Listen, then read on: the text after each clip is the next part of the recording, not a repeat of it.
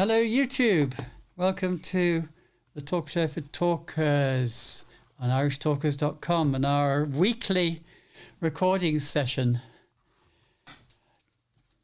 where we do a lot of chat.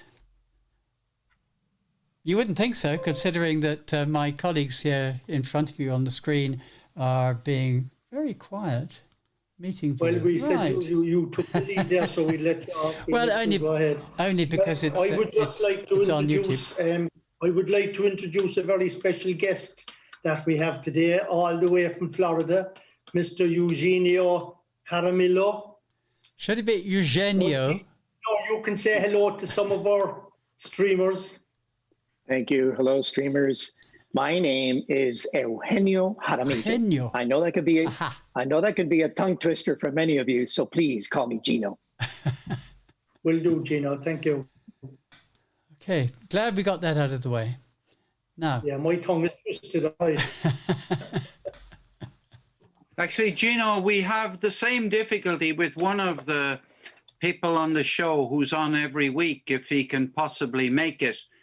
But his surname is Melanfi. Now, absolutely no one in the whole world knows how to spell or pronounce his surname. So he's called melanoma. He's called malevolent. He's called all sorts of things. But his poor mother, Terence Melanfi, it had to be shortened to Ted. And in my language, the double L is a Y. So I would say Meyanthi. Meyanthi. Yeah, exactly. That's interesting. That. I like that. Yeah. Cool. Yeah. That's good. Brilliant. Right. So now I'm quite well advanced with preparations, but not advanced enough because well, that gives us half an hour to chat then, guys, while Moira is doing the advanced part. Well, Ted and I were chatting before we went online. We were playing around with the new Zoom functions. I don't know if you've had time to play, hey, Paul. You focus on getting ready. I am. I'm not doing anything clever. Oh, well, I am doing clever stuff, but I'm doing the usual manipulation of audacity. For reasons. What's her name? I'm trying to remember the name of my good friend who lives in Florida. And, Tashi, yeah. You ever come across a professor of media called Tashi, T-A-C-H-I on social media? She, God, I'm terrible. What is her proper name? She's Nigerian American, and she's a bundle of energy. And we connected first via an app called Anchor, actually, originally. Which is the app that we use for these recordings. Strangely enough. But I just, people get in touch with us here in Cork and say, do you by any chance know Tom McCarthy? Yeah. No, sir, not even by reference. I teach at Florida International University. So if Tashi teaches there, I might run across her. But other than that, I've not heard about her. I must actually check out. I know she doesn't teach there because I'd recognize it because I know I've heard the name of it before. And you're going to talk about your book, aren't you? You're going to tell us all about the book. So, but I have to say, what was it? The 4th of June or something like that when it was published? Actually, the published date, the launch date, I wanted it to be on my 65th birthday.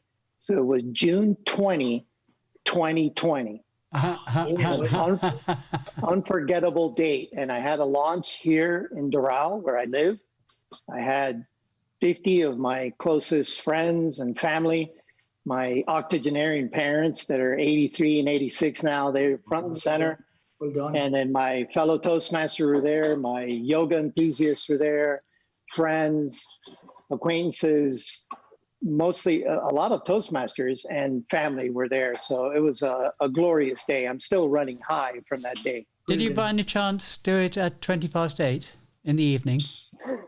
Then it would be 2020. Actually, we had the room from 3 p.m. to 6 p.m. So unfortunately not. Yeah. But that would have been awesome. Yeah. Do you know you missed a trick there? You would have been launching on 20th of the 2020. That's what I'm saying, Ted. 2020. I don't know if I got the right number. 2020. Moira, you said to me that would happen next year as well. No, it doesn't happen next year because No, it next year doesn't. it's 20. Well, it does if you drop the 20 at the beginning. It's 21. But you don't. It's not quite as good. 2020. Are you ready to go all week? Yeah, but yeah. Well, one of the interesting things about the book launch, Ted, one of the really interesting things about the book launch, Ted, is that the person who introduced the author had 20 pages of notes. Right. And the author, when the author spoke 20 paragraphs of prose. Oh, so that's a lot of It was just amazing. Serendipity. And, you know, you have 20 good teeth. So, you know. More like 26. All right, I'm just filling in the time. I'm just kind of keeping myself awake. Okay. Right. But Okay, I think we are just about ready to go in a few seconds.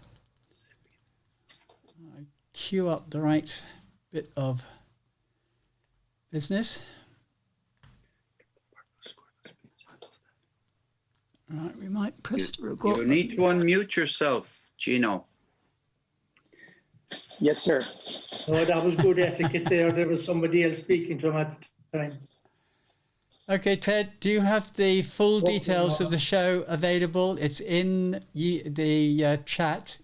It's yeah. It's in the WhatsApp. In the WhatsApp. Sorry, I'll put it in. I'll put it in the chat if that's easier. No, I have it on the. I have it on WhatsApp. Okay, well, it's now in the chat as well. Okay. Okay, good. So, I need a pulley thread. Are you ready, Ted? 3, 2, 1, go. Welcome, Toastmasters, would-be Toastmasters, listeners and friends, to the talk show for talkers here on irishtalkers.com. Our email address is irishtalkers.com. You can also find us on Facebook as the Talk Show for Talkers. And we always look forward to your comments, questions, feedback. In fact, we regard these as evaluations. You can listen to previous shows on our website, irishtalkers.com. And we also publish the Public Speaking Weekly. This is a roundup of links from the internet all about Toastmasters, public speaking, confidence, leadership. So look out for the newspaper link on our website. My name is Ted Malamphy, and I'm joined again this week by the passionate Paul O'Mahony. Listeners, thank you very much for tuning in. It's a real honor to have the attention of your ears. And the mercurial, multifaceted Moira O'Brien. I'm glad that you didn't say two-faced, Ted, for multifaceted. Multi-faced. Yes, good morning, good afternoon, good evening, Toastmasters, non-Toastmasters, welcome guests. In fact, everyone, everywhere in the world, wherever you are. Yeah. And you may also notice, viewers, that we have a fourth person in the studio with us today. And this is a guest who's zooming in all the way from Florida. And this gentleman is Eugenio Jaramillo. And sorry, Gino. And Gino, would you like to introduce yourself and tell us your claim to fame? Thank you very nice, Ted, Paul, and Moira, for having me on this show. I can't believe that I'm speaking to people in Ireland and Ted's in Spain, and here I am in Florida. This is the magic of our shrunken world via Zoom. My name is Eugenio Jaramillo. I know that's a tongue twister for many of you, so please just call me Gino. I am semi-retired now after a 40-year illustrious career in the construction business, real estate development, and franchising. I'm now a professor at Ford International University, as well as Miami-Dade College. I teach construction subjects of quality control and project management. And I am now a newly minted author with my first book called The Purple Squirrel Speaks. Proud to say that it's on Amazon, soon be on Audible and Kindle, and I'm working on a Spanish version as well. Thank you for having me on the show. Thank you, Gino. That's wonderful. And I think it's also important for us to point out, particularly since the name of the show is the Talk Show for Talkers, and we are backed by District 71, that Gino is also a DTM, a Demented Toastmaster. So you all know what a DTM means, and we will be having a more involved chat on segment 2, we always do with our guests. So I'm really looking forward to that. And we are going to be finding out more about the Purple Squirrel Speaks. An intriguing name. I'm sure it's an incredible book. So we're Ted, I want to fly the flag briefly for the first-time listener. The person who has never tuned in before and who has never heard that horrid acronym or initials, bunch of initials, DTM, and who hasn't a clue what you were talking about. Can I just tell you, listeners, that what Ted meant to say was that Gino is a distinguished Toastmaster. He's a distinguished one. He's not a DTM in my book. He's a distinguished Toastmaster. And we have 2 distinguished Toastmasters on the show with us today, because the mercurial Moira O'Brien is also a DTN. So, Paul, you and I will have to double up on our efforts to try and get all those letters after our names. I'll never be a DTM. Till my dying days, I'll go to my grave. I'll never be a DTM. I will become more and more distinguished. That's a guarantee. Yeah, so you'll become more distinguished before you're extinguished. Well, I walked into that one. So, listeners, I'm going to give you my thought for the week, and then I'm going to go over to Paul for his word of the week. And Paul is also going to be giving us in his section the power of the club. It's a continuation of these series that he has started over the last number of weeks. And Moira is going to be tackling a very nice subject that is fodder for Toastmasters. It's all about rhetorical devices. And she's going to give us the first part of that today in segment 4. So I'm looking forward to that. So my thought for the week comes from Maya Angelou. And it's, I've learned that people will forget what you said. People will forget what you even did. But people will never forget how you made them feel. So I've learned that people will forget what you said. People will forget what you did. But people will never forget how you made them feel. And this is a beautiful quote, and it's very pertinent to Toastmasters, because you will give a speech and you will have people laughing and you will have people smiling, and you may even move people to tears. They won't remember your name next week. They won't remember exactly what you did on stage, but they will certainly remember that you tugged their heartstrings. So, Paul and Moira, comments? Well, Paul, I've forgotten everything you've ever said in your entire life, Ted. That's the first thing that I have to say. I agree with Mayo. You've nothing you've ever said has been has stuck. On the other hand, I've never forgotten the way you made me feel the first evening I met you. No one had ever greeted me so warmly, so genuinely, and so extravagantly as yourself. And when I went home, I told my wife, I met a guy and all I can remember about him is that he doesn't have as much hair as me. But he really, truly, he made me feel a million miles high on that occasion. We've been in other places since, but definitely. Ted, Maya Angelou, terrific woman, great poet. And I'm with you, Ted, in relation to this this quotation for once. I'm very glad to hear this, Paul, because Your lovely kind words there. Moira? yes, I love this quotation because it gets to the heart of what an inspirational speaker really is. An inspirational speaker touches the heart, touches the emotion, touches the brain and the whole body effectively, and not just the ears. And that's how. That's. Would you like to say something about that quotation also? Sorry, Mara, I might cut you off midstream now. No, you're grand. Absolutely, Ted. Thank you. There's really, in Toastmasters, we don't speak just to speak. We have 4 general purposes for a speech. One is to inspire, to persuade, to inform, and to entertain. And I like to do all 4 of them. Yeah, very good. Thank you for that. Nice advice. Good advice.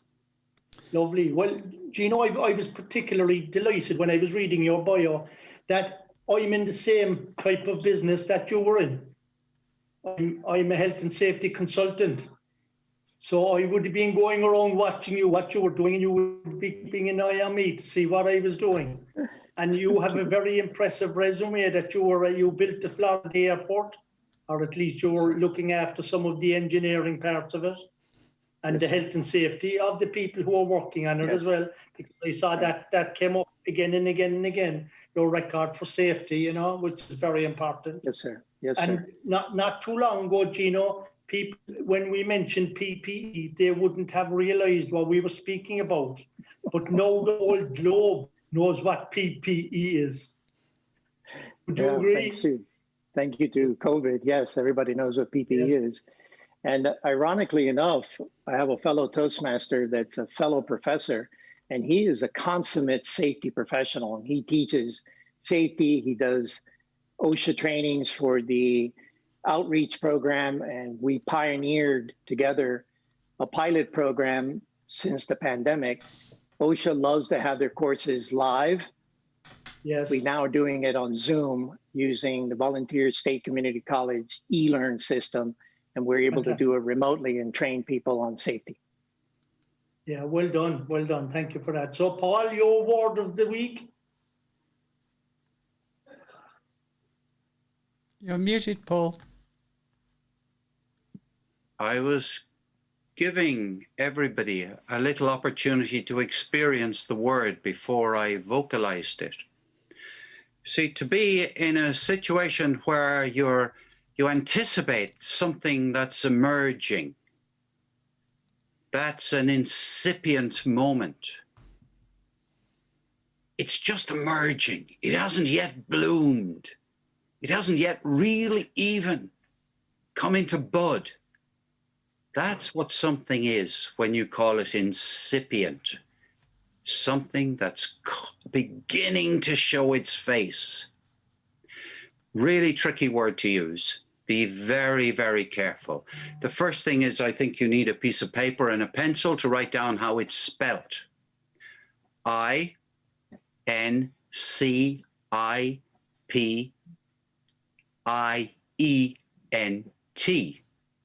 Incipient. Not to be confused with some nasty word like insipid.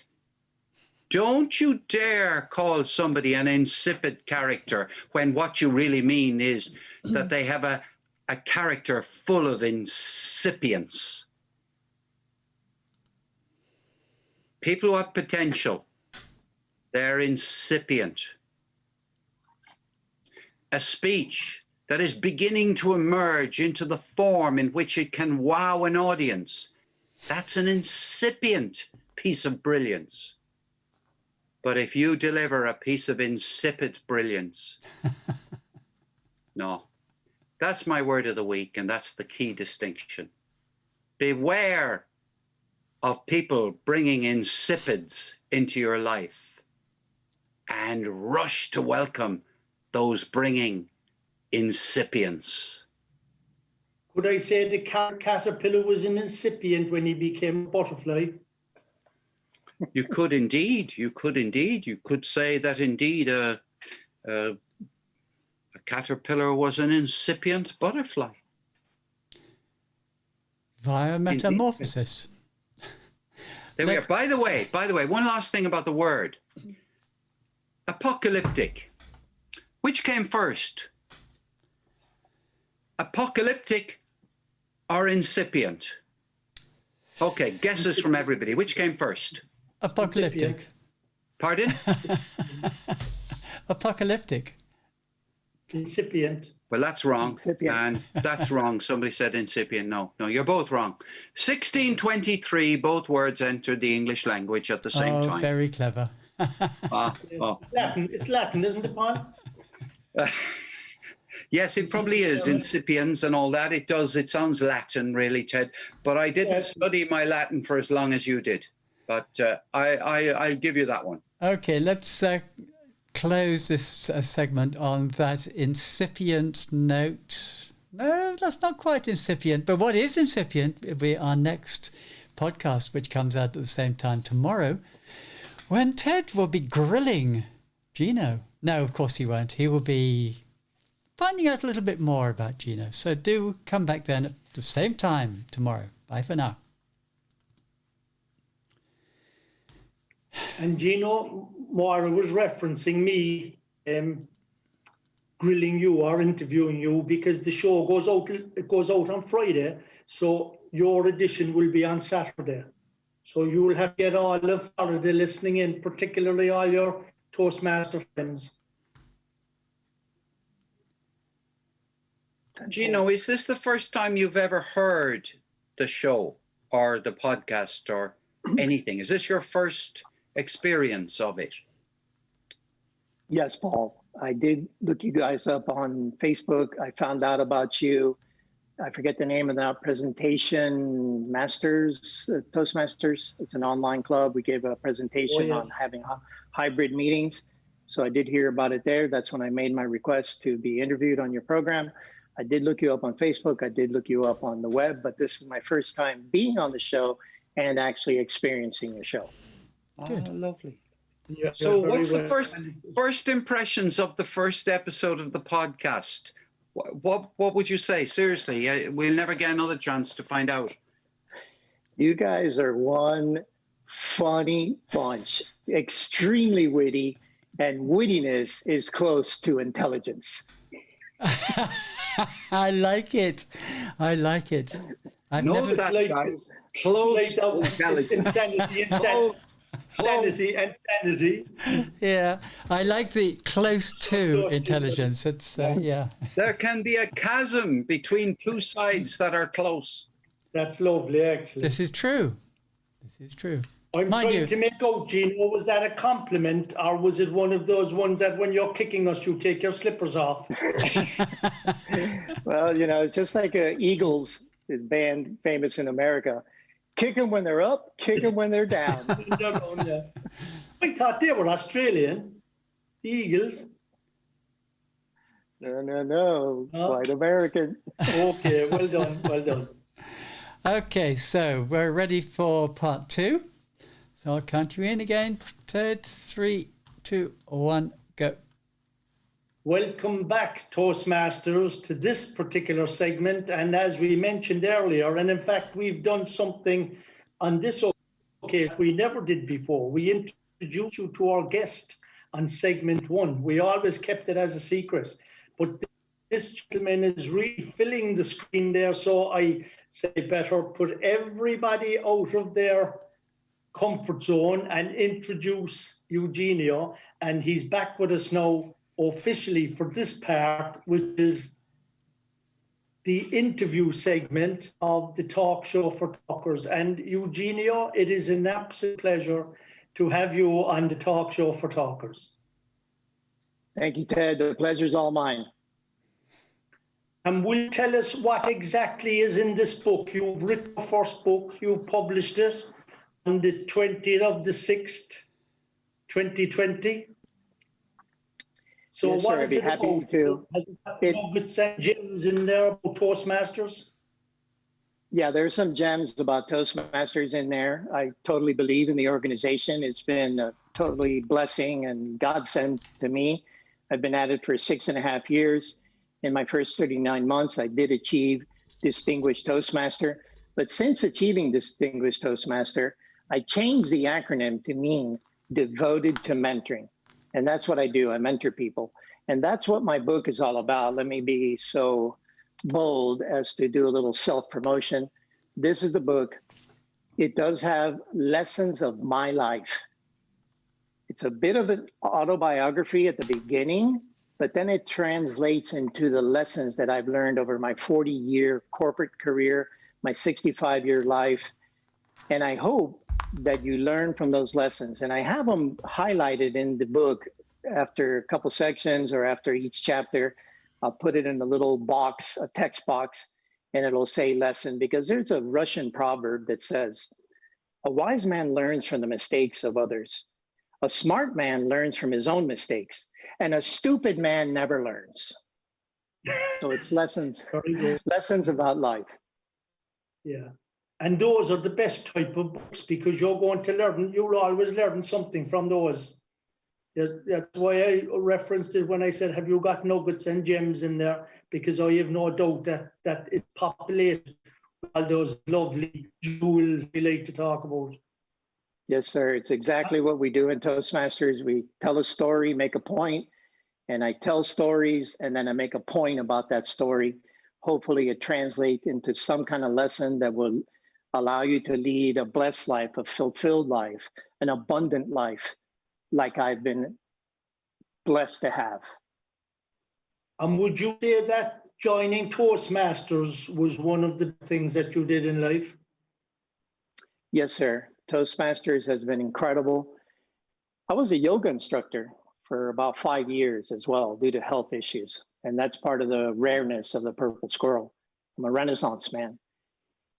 When I came back from the international convention from Vancouver, British Columbia, I was inspired by one of their keynote speakers who had changed the acronym to dedicated to mentoring. So I made my own. I stole it, great artists steal, good artists copy.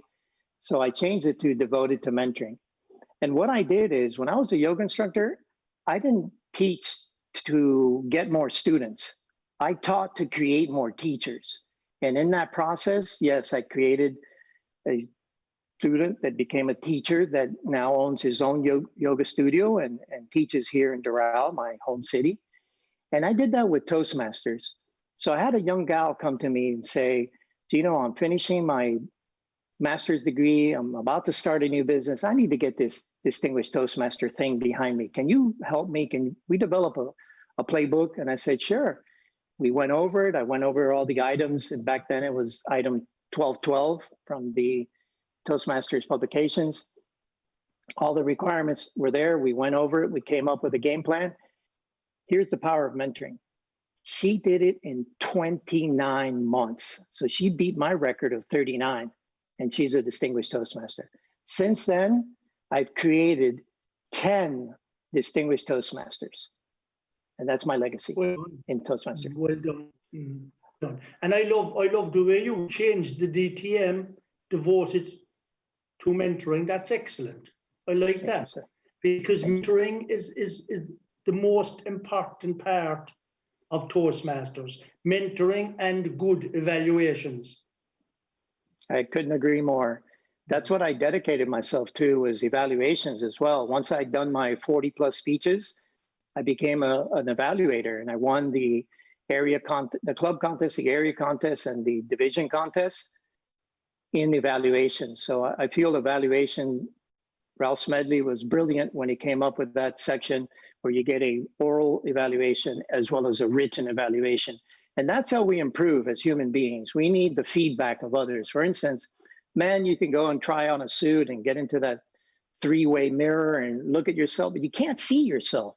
You need other people to see you. For instance, you guys can see my bald spot. I can't see it. So you can tell me if it's growing or not. I wouldn't give you an evaluation on that now because I know what bald spots really are. You got a couple of them. Yeah, a couple of them, yeah. I have a fine head of skin. My hair grows on the inside. But Eugenio, just to get back to the Toastmasters, so what brought you to Toastmasters initially? Here's what happened. Everything in life is just a series of serendipitous events. I was the chief administrative officer at that time after being in construction operations for like 22 years.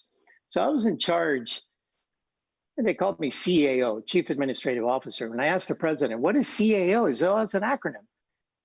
And what do? He says, oh, you're in charge of a bunch of other acronyms.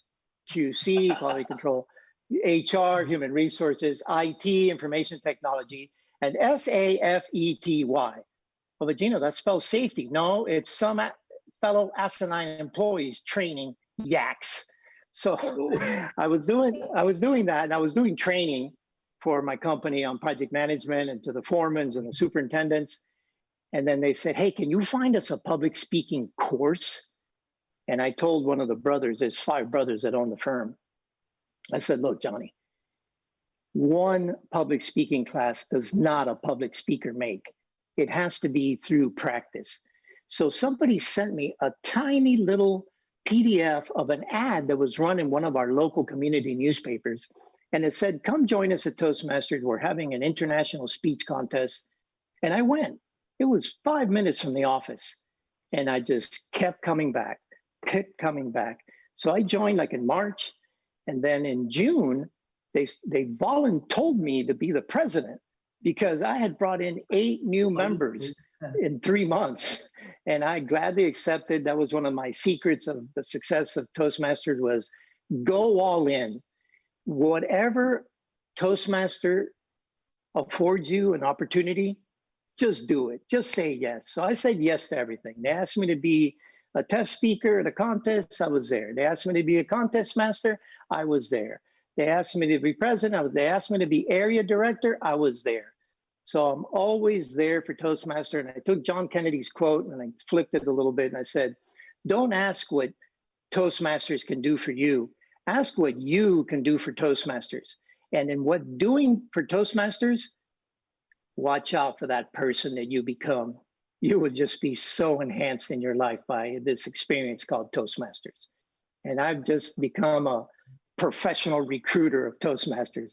As a matter of fact, I make it a requirement of my students to join a Toastmasters meeting at least once. That is great advice. That is great advice. I've asked the question on many occasions, Gino, both on this show and in Toastmasters clubs. Does Toastmasters seek us out or do we seek Toastmasters? I think it's a little bit of both, but I found that generally people are seeking, they're looking to remove the fear of public speaking, which is a fancy word that Paul might even know. It's called glossophobia. And 75% of the population has this fear.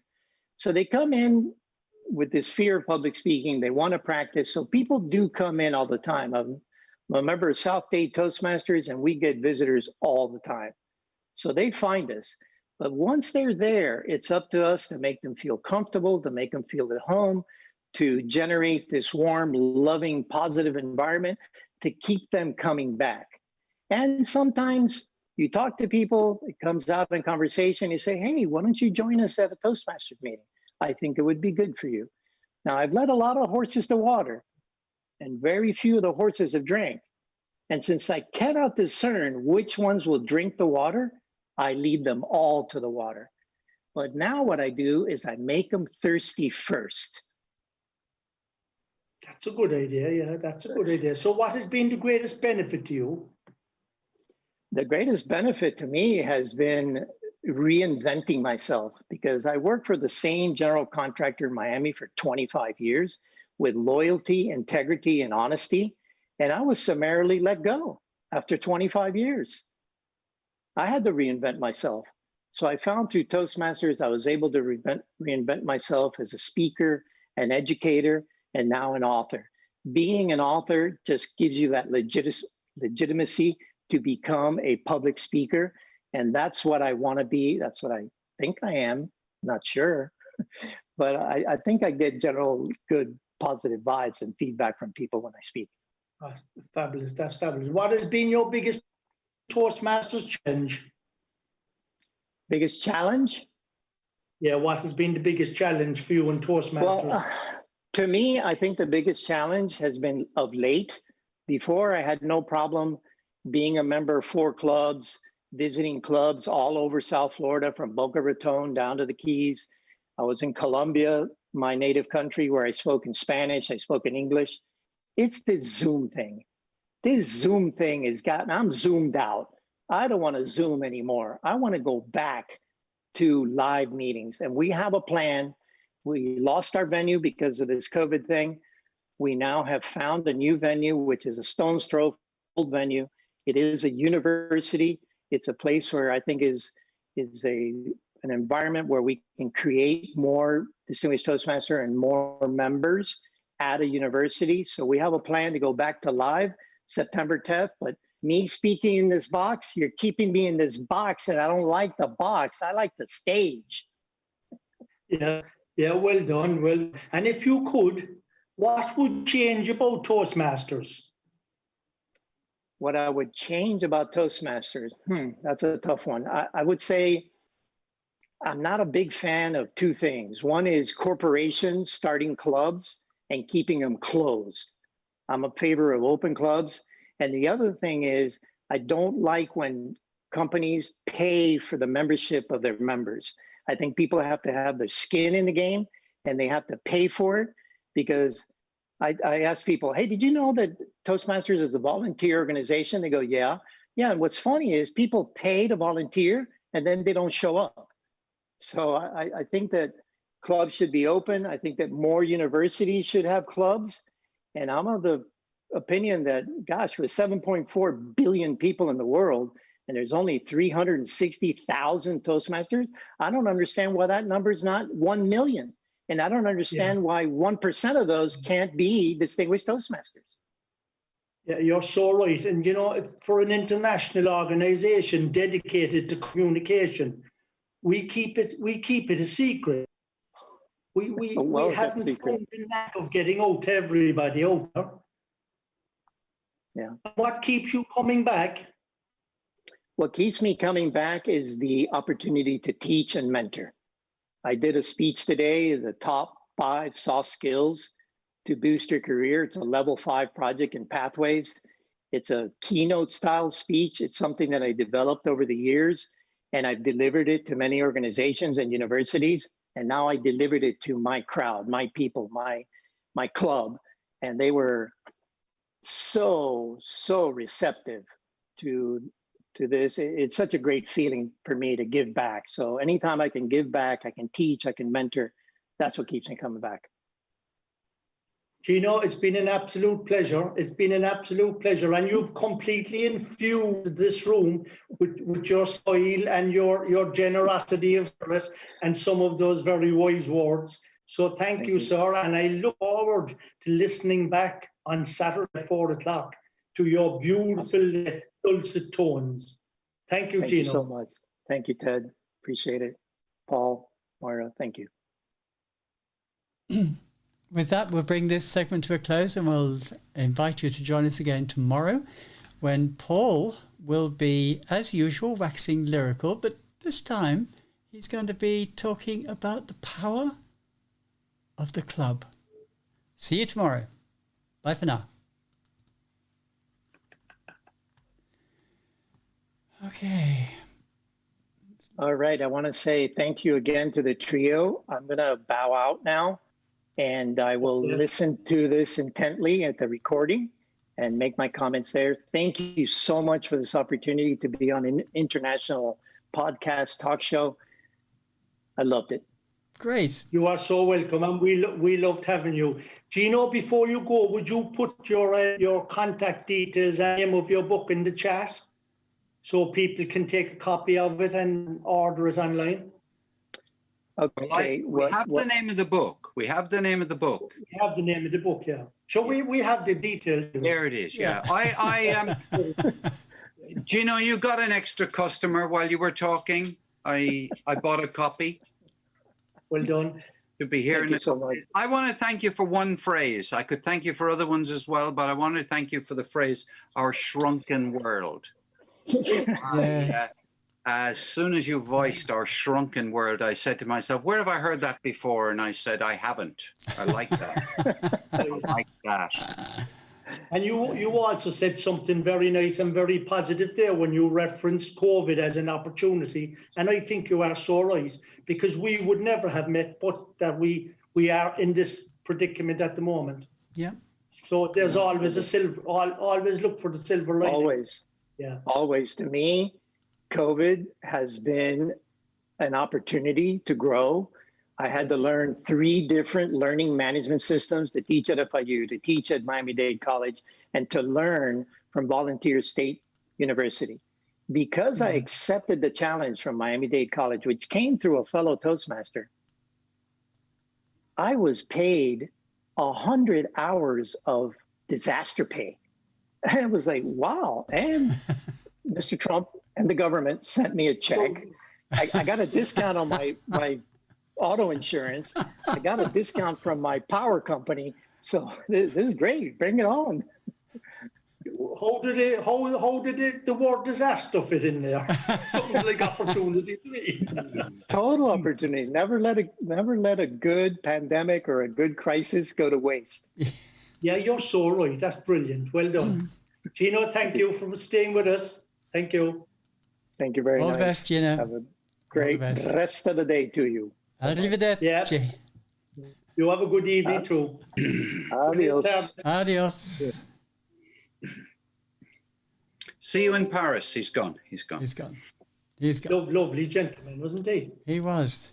I don't know what Zoom has done, but they've completely changed the default size of my window. So all my clever little things like putting your names on the screen and so on have all gone up the creek. Yeah. So I'm having to rejig and reorganize. Might be because of the 520, Moira, the new update. Yeah. Obviously it is. It is. I don't mind. No. I'm used to. That was a lovely conversation with that gentleman. It was great, wasn't it? Yeah, I loved it. Lovely man. He could have been from West. He had a great sense of It humor. lasted much too short.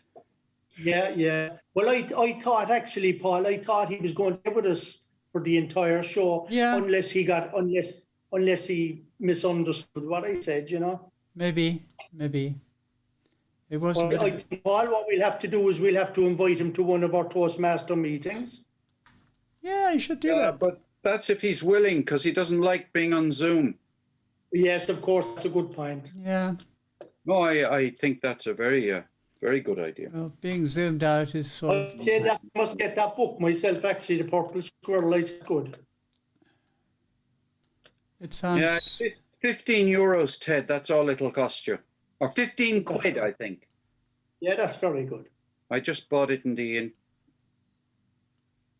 Could your brother have known in the shop, Paul, or would he order them?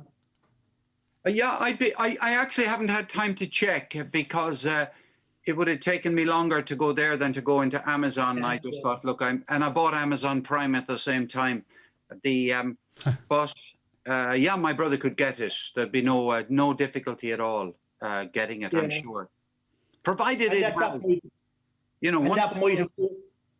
that might afford us an opportunity to be able to get the book from your brother's bookshop, particularly with Toastmasters down the Limerick area. By the way, Maura Meany said yourself and Tom, yeah, he said you did a fantastic job last Saturday. Tom who? No, Sean Duane. Oh, sorry, Sean Duane. Oh, that's very nice. He said you did a superb job. That's very nice of her. That's good to hear. Well, it's good of me, yeah. Very good. Yeah. Yeah. Well, we were made to look good by you, Ted. Yeah, They just felt sorry for us. Jason Peppers, yeah. Did you hear what happened to me, Moira? No.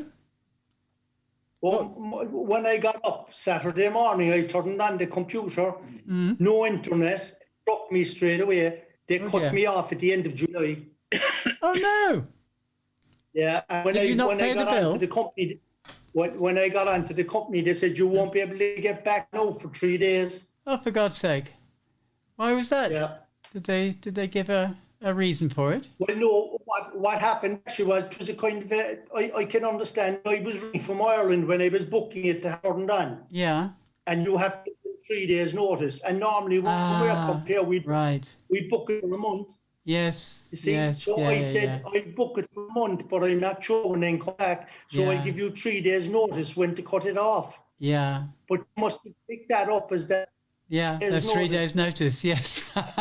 So he wasn't done to them 3 days before we finished off. That's what happened. Yeah, yeah. And the night before, I was only registering for it, so I was kind of discombobulated for a while, you know. Indeed.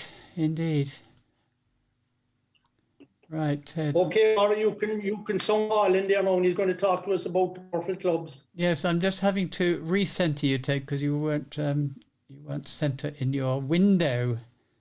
So that's fine. I wasn't centered.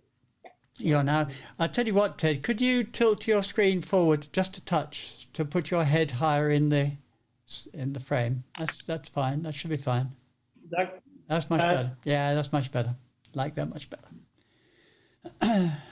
Except you're still not quite in my center. I'm just going into the loo down all that soil. Okay. Yeah, you don't need to listen to me, Ted. Now it's okay. That completely threw me off because now he's moved on my screen from position 1 to position 3. If only you realised what you do to me, Ted. So it's not number 1 I've got to adjust now, it's number 3. And number 1 was fine as it was. I should have said actually to everybody, it makes a lot of sense to be in the centre of the screen, because then I don't have to do any of this twiggling around. Do you mean when I'm sitting here? Yeah, if you are in the centre of your window, of your Zoom window. I'm in the centre of my own window. That helps you. That helps me because it means I don't need to play around with the where you are on my screen or on the broadcast screen. Right. I think I nearly always, maybe not always, sometimes I play around. Yeah, but I think I nearly always go center screen. You're usually fairly good. Yeah. I'm not at the moment, but that's my normal position, so I'm happy with that. I've done a few experiments, like talking like this sometimes. Well, that really throws me completely. But it's fine. Yeah. It's fine when you are on. The screen is all you. But if you were to look at the stream now, you'd see yourself off screen. Well, now you see, I've got you. I have you. I have a point I want to make.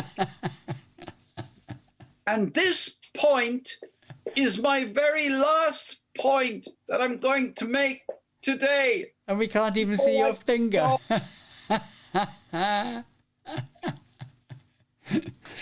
How to play silly bees, yes. Okay, are we ready, folks? Ted, you're back with us. And you are a bit to the left of your screen. But I will adjust you. You completely threw me, Ted, because when you put your camera off, you went to number 3 on my screen from number 1. And because OBS picks you up from where you are on the screen, you move to number 3, person number 3, instead of person number 1. Do you see? You threw me, Ted. Sorry, Moira. That's okay. I forgive you. Should always number one spot. Yeah, well, you usually are number one. I'm not quite sure why, actually, because you That's weren't. what is obvious, Moira, for God's sake. We shouldn't ask. No, you weren't the first person here, so I was the first person here. So I thought I would be That number was one. still fairly obvious. Well, number one. Yeah, well, okay. Just bear with me one further little second, and I'm there now. Okay. So we can go. No, I'm on the keyboard now, aren't I? Right. Okay, so I will bring Paul in, I think.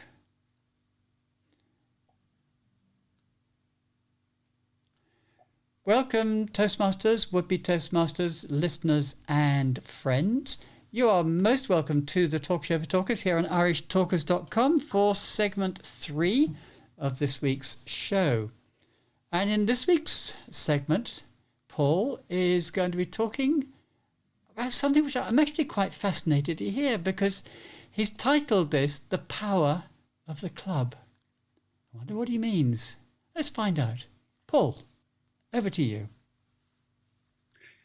Imagine I asked you a question. How well do you know your Genesis? How well do you know your Genesis?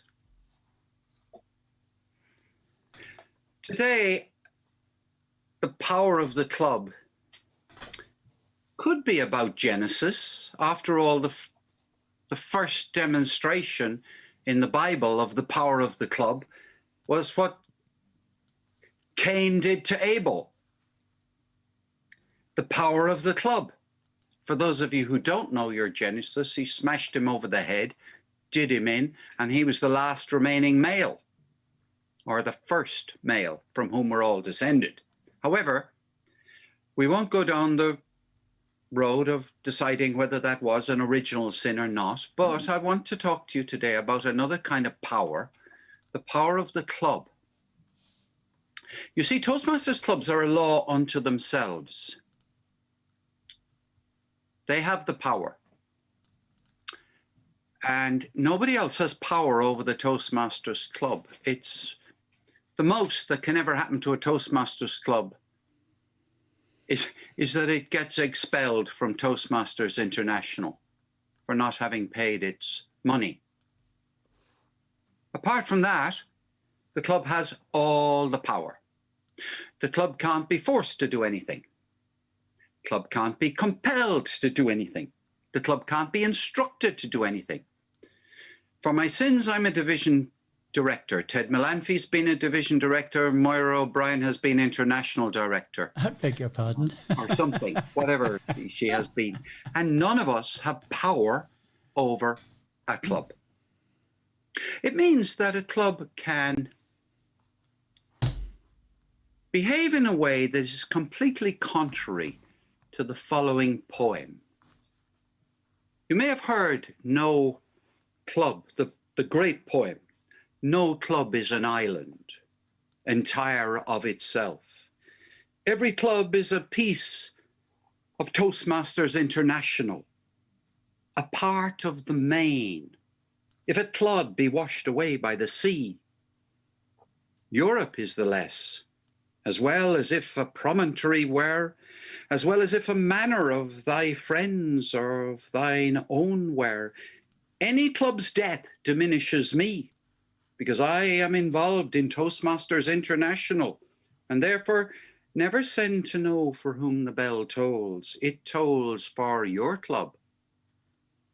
Anyway, you all know that poem. It's very well done, but a club is an island.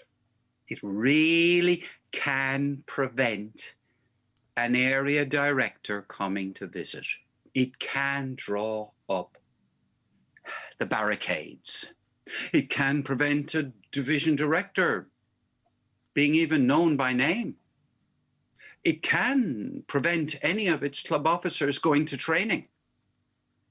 It can prevent any of its members entering speech contests. It can even prevent anybody inviting a visitor to the club. It has the power. The club is the power. So if you're a president of a club and you want to be not just controller of your own fiefdom, czar of your own patch, emperor of your own voice, you have the power. You do, to keep the club going, attached to Toastmasters International, you do need to submit some membership monies twice a year, but that's a different story. That's all you have to do. The money will be accepted, but you don't even have to call your club a Toastmasters Club. You can call it Fly Fishers United. You can be out there in an island in the middle of the city, and you can be completely non-compliant with every single piece of advice, every piece of guidance. Yes, you will have a Toastmasters International Club constitution, but you don't have to pay any attention to it. You are in charge. Now, how does that make you feel? Are you really pleased that you have that much power? Does it make you feel good? Does it make you feel that you're fulfilling your potential by being able to ignore everybody else? Or would you prefer it if all the clubs were actually under the control of their area director, so that an area director could come down to the club, behaving as a conventional supervisor in a corporate organization, and issue instructions to the president? And if the president didn't carry through the instructions, the area director could put the president on a disciplinary offense, which could be heard by the division director, and the appeal could go to the district director. And eventually, the president could be sacked. Would you like that? Would you prefer that? I'm sure there's some of you who are saying, that would be much better. We could get these pesky presidents back into line, get them doing all the right things. We could get centralized control over the organization, and we could bring about excellence at the drop of a hat. Now, enough from me. I go along with the power of the word, but what I really did want to find out is, what are the views of the other talents on this talk show for talkers? How do they feel about clubs being that powerful?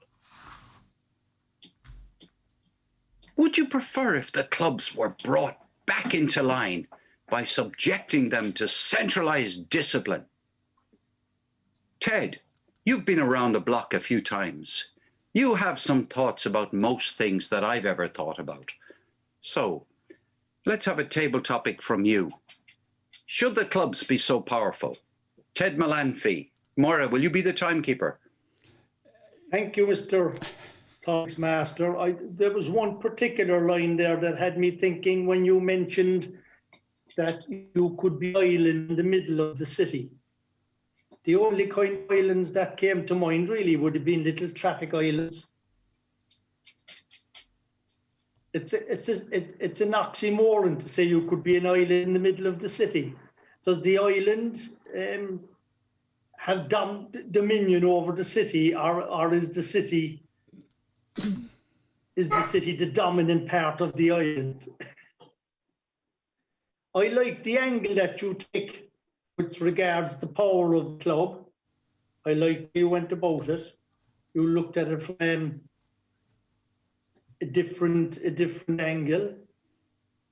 I'm sure you're after generating many conversations in many Toastmasters clubs, amongst many Toastmasters watching the show, listening to the show. So I'm looking forward to the bagfuls of correspondence that will come in next week, Paul. Well, I want to give you a good evaluation for that table topic, Ted. That is one of the best examples of sitting on a fence that I've ever heard in my life. And that is absolutely brilliant. Now we'll go across to our next table topic speaker, Moira O'Brien, and we'll ask Moira her view. Moira, should the clubs be so powerful? While sitting on a donkey. It's a very interesting question, and I do like the fact that you have brought this up, because it does give pause for thought. I've always said that there is a dichotomy in Toastmasters, that Toastmasters is this huge, great organization with all these layers of, in quotes, control above the club. And yet the club has virtually all the power, so long as it fulfills the four precepts of Toastmasters, and its members fulfill the Toastmasters promise. And that's not difficult. They can do what the feck they like, if you'll pardon my Irish French, if that's not an oxymoron, if ever there was one.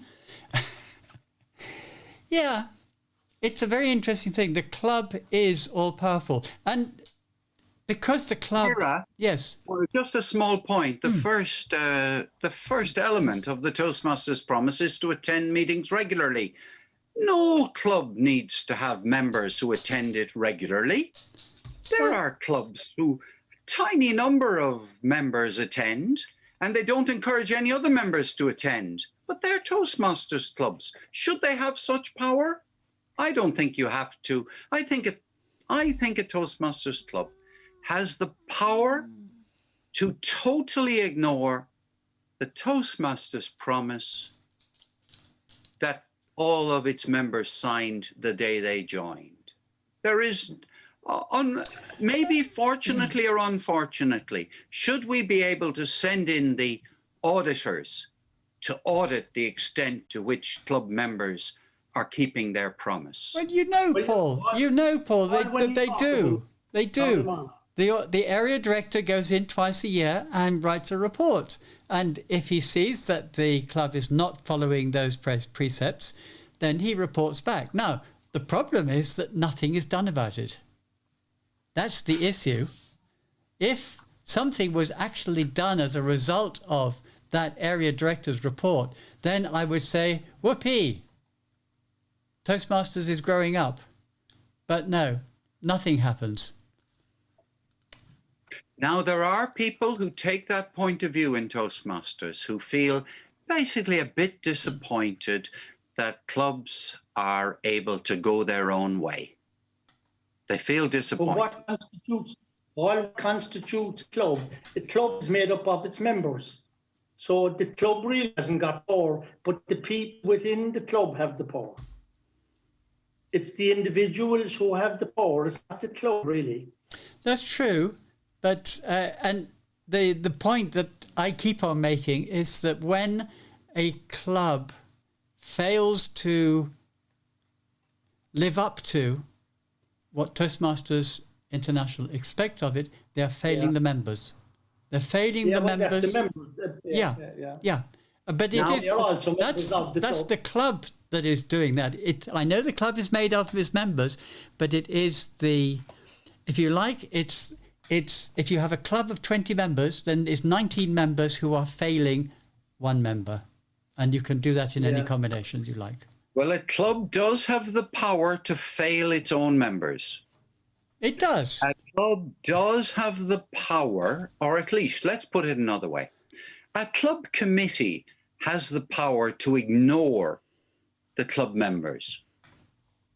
And the club committee has probably got the power to manipulate the situation to ensure that the same committee is elected again next year with people simply swapping roles. And the club committee has the power to permit the membership of the club to dwindle to 4, 5, 6 people, all of whom happen to be committee members. Mm-hmm. The clubs have the power. But if they're less than 8 members... I see the point you're making, But if there are I'm being less a than bit 8, of an agent provocateur, aren't I? you are, Paul. But Yeah. if the club has less than 8 members, then they would cease to become a Toastmasters club very quickly. Mm. Yes. On So that find sour out note- the angle that you tackled it from. On that sour note, Slightly folks, facetious. I'm going to call this Facetious. segment to a close. I think we. Did you say on that sour note? I did. I That was thought you deliberately did. chosen. I wanted to highlight that. That's my word of the segment. Sour. Absolutely. Folks, I hope you enjoyed that little discussion and that you'll join us again tomorrow when I'm going to be talking about rhetorical devices. We'll see you then. Bye for now. I think that whole segment was a rhetorical device. Yes. It was tongue in cheek, anyhow, wasn't it? Well, only was it? partly. Only partly. There was a lot of. You could have had people listening to you, Paul, shouting profanities at you. That's what I was hoping for. Yeah. How dare you expose us? Yeah. How dare you reveal to the outside world that there is a club like us? I But we know can many even clubs. see some of the people. I see some of the people shouting at you. In fact, We know many clubs that are like this. Well, not many, thank God, but we know some clubs that are like this. Anyway, Well, they shall all be nameless. they shall They all shall be all be named. nameless. They shall all be They named. I have thought you were going to say that they should all be named. they have the power, and that's the Yeah, that's fascinating. You know? yeah. My beef is that is the fact angle that that the division. It's an interesting angle that a division director comes up with. You seem to have things in your shorts, yeah. you see the hierarchy is really only there as a support mechanism. It's not there as a disciplinary mechanism. And I think They that's have disciplinary authority over every layer in the organization except the club. Yes. They can fire the area director. They can fire the district director. They can fire everybody Yeah, that's a good point. practically without a vote. Yeah, yeah, Yes. yeah. But they can't touch a club president. Weird. Oh well, Incredible, all right, yeah. that's life. Now it's either everything. a completely stupid thing, or else it's a genius of an invention that nobody Yes. could have Yeah, thought yeah. up that works, Yeah. or it's something in the middle. Mm. Well, it does work. There's no doubt about that. It does work, Yeah. but depends. 385,000 members say it works. Is that right? Or have I got it wrong? 17,000 odd clubs. Yeah, but Falls into that lovely phrase that Gino gave us earlier about insanity and humor. yeah. Anyway, so let's. You know what they say about the difference between madness and being sane is a very thin line. Oh, absolutely. Yeah. Well, that's the way it is between you and me, Ted. You're on Yeah. one side and I'm on the other. I don't know which one it is. Well done. Okay, folks, let's stream away onto. If I can find my notes. Where am I going to put my notes? I don't have enough room on the screen. This is terrible. We're going on to rhetoric, are we? Yeah, we're going to Yeah. look at rhetoric. You saw my note to you about your segment, did you? Did I? Where? In WhatsApp. In WhatsApp? Did I? I don't know. Oh, well, it's too late Well- to read it now. I assumed that you would read it immediately just because I wrote it. That sounded like a dig.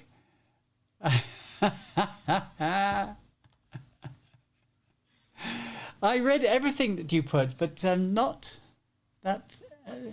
Rhetorical devices. Yeah. Your usual tongue in cheek, yes. Yeah. I was very serious. You were, yeah, very. Yeah. Okay, now I'm hoping, folks, that you will chip in and contribute to this because we need lots of examples of each. And I always find it very difficult to conjure up It would, of examples. course, help if you gave some advance notice about what you wanted examples of. But never mind. But I'm going to give you advance notice. I'm going to tell you as we go through the thing. That's advance notice enough for you. It's a table topic. Right. Absolutely. Paul, would you like to bring us in? I will, of course. 3, 2, 1, go. Welcome, listeners. Welcome to a piece of voice. We're going to give you a piece of voice today. Voice in a shape. The shape of rhetoric. And we're going to give you a person to deliver it in the shape of Moira O'Brien. And this is the part we've been keeping back, holding back, the best piece of the dinner party.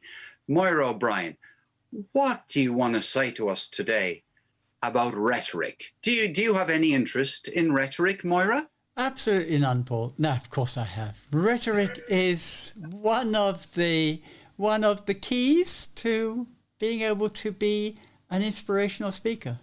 Why? Why is this so? Well, a rhetorical device, and I'm quoting here from a website called ThoughtCo. A rhetorical device is a linguistic tool that employs a particular type of sentence structure or sound or pattern of meaning in order to evoke a particular reaction from an audience. Each rhetorical device is a distinct tool that can be used to construct an argument or make an existing argument more compelling. And isn't that what we try to do when we're speaking? We try to be more compelling. We try to get through to an audience, to get a reaction from an audience. So any time that you try to inform or persuade or argue with somebody, you are engaging in rhetoric. If you've ever had an emotional reaction to a speech or changed your mind about an issue after hearing a skilled debater's rebuttal, you've experienced the power of rhetoric. By developing a basic knowledge of rhetorical devices, you can improve your ability to process and convey information while also strengthening your persuasive skills. Now, the following is with thanks to Merriam-Webster's Dictionary and Florian Merck. Because I can tell you there's a lot of information out there. Sorry, Moira, sorry. Who is this Florian Muck? Florian Merck. Florian Merck is a German Toastmaster, lives in Barcelona. And he's a professional speaker and he's an inspirational speaker. He was the keynote speaker at one of our conferences, I think Dublin. No, not Dublin, Sheffield. Sheffield. In Sheffield. Yeah, Sheffield, District 71. November 2017, was it? 17 or 18. Anyway, Florian is... to the game rhetoric. Yeah, Florian, yes, he and his partner are the authors of the game Rhetoric, which, if you don't know, is an excellent game. It is the public speaker's game. Now, the list I have here, which I've constructed from these various sources, is 31 items. We're not going to get through 31 items today. I'm proposing to do a follow-up to this in a future episode, but today we'll dip into it and see how many we go through. Okay, where are we? Alliteration. This is my favourite one. Alliteration, the repetition of words using initial consonant sounds in two or more neighbouring words or syllables. Wild and woolly, threatening thongs, veiny, vidi, vici, Peter Piper picked a peck of pickled pepper. These are alliterations. You have to unmute yourself, Paul, when you want to speak. Maura, I have a question about alliteration. Given what you've said about rhetoric, that it is the deliberate selection of a particular way of speaking in order to achieve a particularly desired result. Yes. Right? So yes. It's not messing around, it's deliberately. Now, why would a speaker pick a whole load of words that begin with the same sound? What effect is a speaker looking for if they say, Peter Piper picked a peck of pickled peppers? Well, that particular was merely an example. It's not supposed to be an inspirational bit. But what these devices do is that they connect to something primeval in our brain, which we like. We don't know why we like it. But we do. It's something that is built into us. It's like one of my other favourite rhetorical devices, which is the triad, which actually is not on my list here, but it should be. The triad is things in threes. So I came, I saw, I conquered. A triplet. That is something which is embedded in nature. Nature works in a large number of things in threes. Now, I can't give you a huge number of examples because I haven't prepared for that one. But let me take you back to what you just said a second ago. I think you said, if I understood you accurately, that you use alliteration if you want to be loved as a speaker. In other words, it's as part of an effort to get the audience to like you, use alliteration. Now, there's alliteration between liking and alliteration, as you can catch. But if I say, Moira, that you're inspired, inventive, and ideological, that would be a triad, and an alliterative triad. Forget the triads.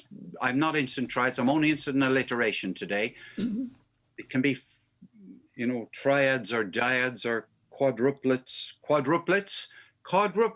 Anyway, come back to this thing. I'm grappling with why use alliteration. Is it? Why use any rhetorical device? You use a rhetorical device. It doesn't matter what it is.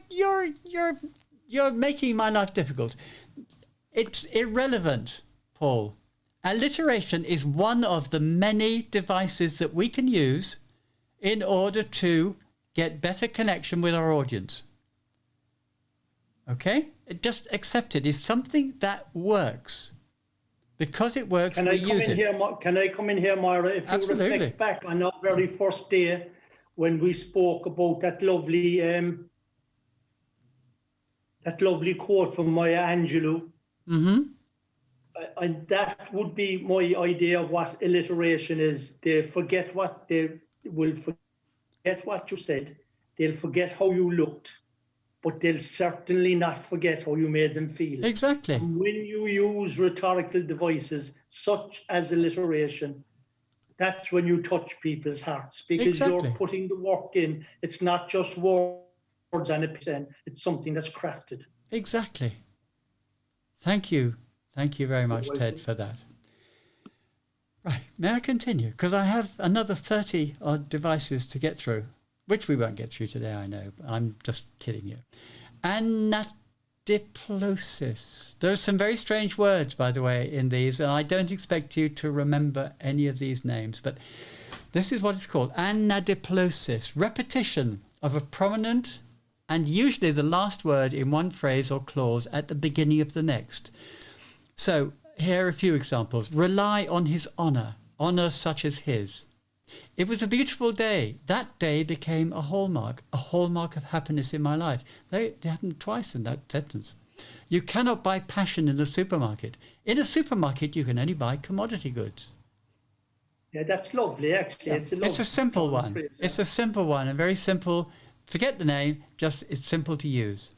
Anaphora, repetition of a word or expression at the beginning of successive phrases, clauses, sentences, or verses, especially for rhetorical or poetical effect. We cannot dedicate, we cannot consecrate, we cannot hallow this ground. Also a triad, you notice.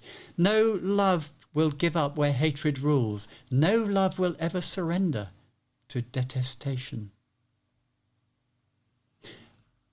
Antanaclasis, the repetition of a word or a phrase or a sentence in which the second occurrence utilizes a different and sometimes contrary meaning to the first. And I love this one because it does make you think. We must all hang together, or most assuredly, we shall all hang separately. Think about it. You came here to hear me. Two completely different uses, senses of the same word or the same sound. A herd of cattle was heard throughout the county. Okay, next one. Apophasis. the raising of an issue by claiming not to mention it. And we all see politicians doing this. It's a great one for them. We won't discuss his past crimes. You've just raised the subject and you've said that he has crime. Do you see the thing? It's you're using the device not to do something, but you're actually doing it. Aposiopesis. It's a little bit like when, Moira, it's a little bit like when someone says to you, I don't want to be critical, no. Yeah, exactly. What exactly they're that. saying is, I want to be critical, no. Yeah, yeah. Okay, I don't want to be, Or yes, you could say, I don't want to be critical and leave it hanging. Aposiopesis, stopping abruptly and leaving a statement unfinished. An example of, we'd better leave this place or we'll, you should get your act together or we'll, Okay, that's all the A's. How are we doing on time? I made a complete mess of my timing here. I don't know why. So we'll do that. And that'll give, we haven't got much time left. Caracresis. There's no more. Sorry, Ted, you were breaking up there, but it doesn't matter. Caracresis. I've never heard this word before, but it's quite nice. An extravagant, implied metaphor using words in an alien or unusual way. I will speak daggers to her. That's from Hamlet. Yeah? To take arms against a sea of troubles, also from Hamlet. She spoke AK-47 style without pausing at all. So it's using a word and changing the meaning of that word to suit what you're saying. Chiasmus, a figure of speech in which two or more clauses are related to each other through a reversal of structures. Working hard. Because here, or are you here because I love you? Yeah, you got it right. Well done, Ted. Working hard or hardly working. What is learned unwillingly is gladly forgotten. I feel proud of my Alvaro every time the little man makes others smile. By day, the frolic and the dance by night. That's from Samuel Johnson. And it has similarities to what we spoke earlier about antanoclasis. I think we have time for just one more. And this is dysphemism. Dysphemism. The substitution of a disagreeable, offensive or disparaging expression for an agreeable or an inoffensive one. For example, how do we refer to a cafe that is perhaps used for let's say the lorry drivers, etc.? We don't call it a cafe or a diner. We call it a greasy spoon. That is dysphemism. And with that, I'm going to bring this segment to a close, and in fact this week's podcast to a close. Thank you very much for bearing with us right the way through these 4 segments, and we'll see you again this time next week, or should I say Friday next week. Absolutely. Eugenio Jaramillo. Jaramillo. God, that's very difficult to pronounce, isn't it? Yes. Anyway, from Moira, from Ted, and from Paul, cheerio. See you next week. Well